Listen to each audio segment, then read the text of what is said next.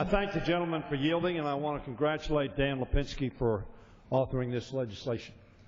It is one of the key pieces of our Make It in America agenda, which my distinguished friend from North Carolina has discussed.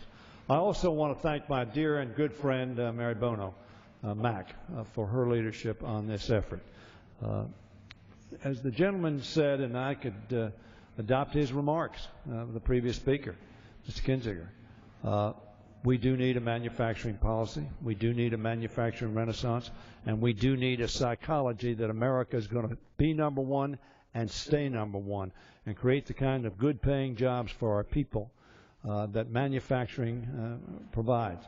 Andrew Liveris, who's the chief of, CEO of Dow Chemical, wrote a book. The name of that book is Make It in America. Manufacture it in America, grow it in America, sell it here, and sell it around the world. Speaker Long, I rise in support of Mr. Lipinski's bill, the American Manufacturing Competitiveness Act. This passed out of committee unanimously 4 months ago. This bill is a key part of House Democrats' Make It in America plan to strengthen American manufacturing. But it's not a Democratic plan. It's not a Republican plan. It's an American plan.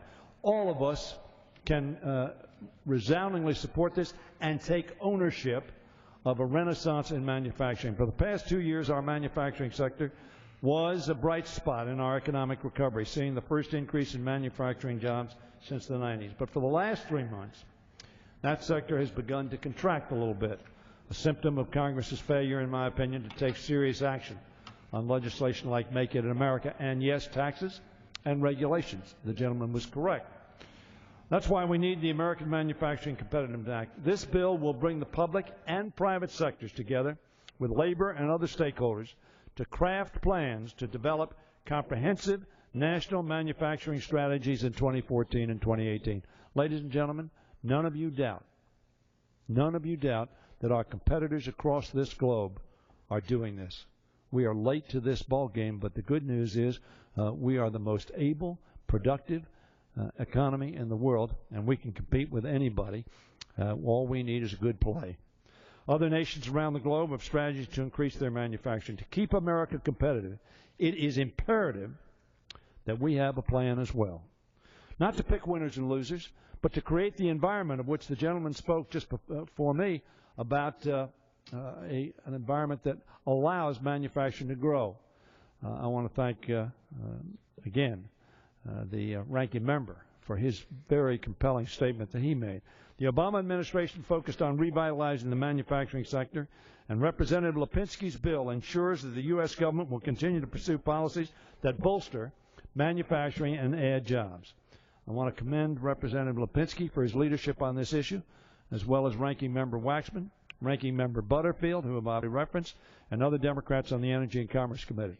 But I also want to commend those Republican leaders on the Commerce Committee, and Mr. Manzullo, who is sitting here, my dear friend, who's headed up the Small Business Committee, has focused on growing jobs in America. I also want to thank Chairman Upton.